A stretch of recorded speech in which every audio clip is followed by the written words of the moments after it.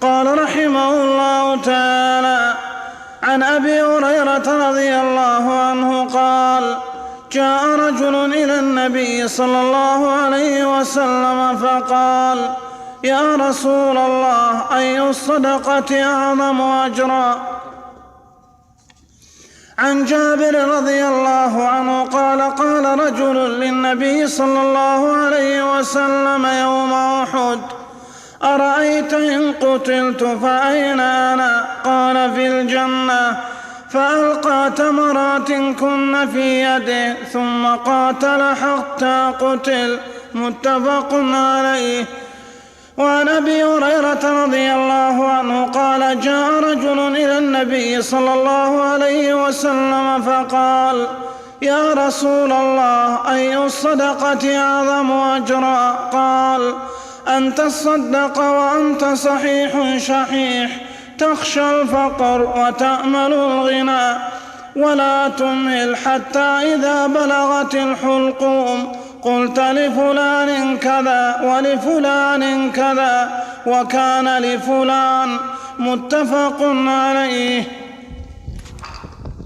بسم الله الرحمن الرحيم. قال المؤلف رحمه الله تعالى فيما نقله عن أبي هريرة رضي الله عنه أن النبي صلى الله عليه وسلم سأله رجل فقال: أي الصدقة أفضل؟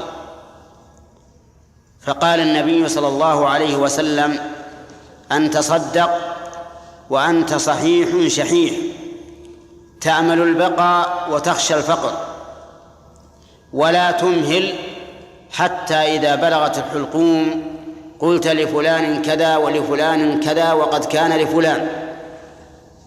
هذا الحديث ساقه المؤلف رحمه الله في باب المبادرة إلى فعل الخيرات وعدم التردد في فعلها إذا أقبل عليها. فإن هذا الرجل سأل النبي صلى الله عليه وسلم: أي الصدقة أفضل؟ وهو لا يريد أي الصدقة أفضل في نوعها ولا في كميتها، وإنما يريد ما هو الوقت الذي تكون فيه الصدقة أفضل من غيره. فقال له: أن تصدق وأنت صحيح شحيح، يعني صحيح البدن شحيح النفس، لأن الإنسان إذا كان صحيحا كان شحيحا بالمال، لأنه يأمل البقاء ويخشى الفقر. أما إذا كان مريضا فإن الدنيا ترخص عنده ولا تساوي شيئا فتهون عليه الصدقة.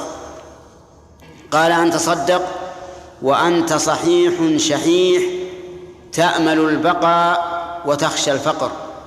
وفي رواية: تخشى الفقر وتأمل الغنى، ولكن الرواية التي الأولى أحسن، يعني تأمل البقاء، يعني أنك لكونك صحيحا تأمل البقاء وطول الحياة، لأن الإنسان الصحيح يستبعد الموت، وإن كان الموت قد يفجأ الإنسان، بخلاف المريض فإنه يتقارب الموت.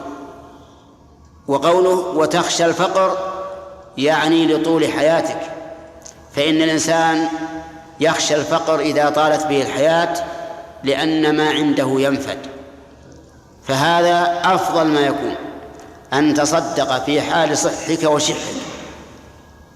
ولا تمهل يعني لا تترك الصدقة حتى إذا بلغت الحلقوم قلت لفلان كذا ولفلان كذا، يعني لا تمهل وتؤخر الصدقة حتى إذا جاءك الموت وبلغت روحك حلقومك وعرفت أنك خارج من الدنيا قلت لفلان كذا يعني صدقة، ولفلان كذا يعني صدقة، وقد كان لفلان أي قد كان المال لغيرك، لفلان يعني للذي يرثك، فإن الإنسان إذا مات انتقل ملكه ولم يبق له شيء من المال.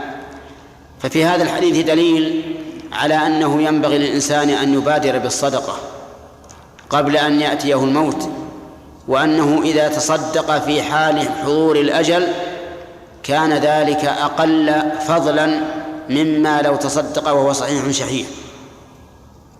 وفي هذا دليل على أن الإنسان إذا تكلم في سياق الموت فإنه يعتبر كلامه إذا لم يذهل، فإن أذهل حتى صار لا يشعر بما يقول فإنه لا عبرة بكلامه، لقوله حتى إذا بلغت الحلقوم قلت لفلان كذا ولفلان كذا وقد كان لفلان.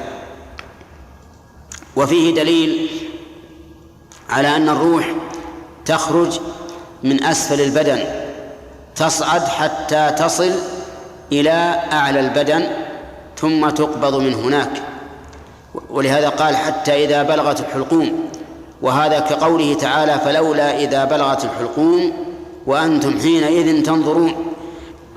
فأول ما يموت من الإنسان أسفله تخرج الروح تصعد في البدن إلى أن تصل إلى الحلقوم ثم يقبضها ملك الموت. نسأل الله أن يختم لنا ولكم بالخير والسعادة، والله موفق.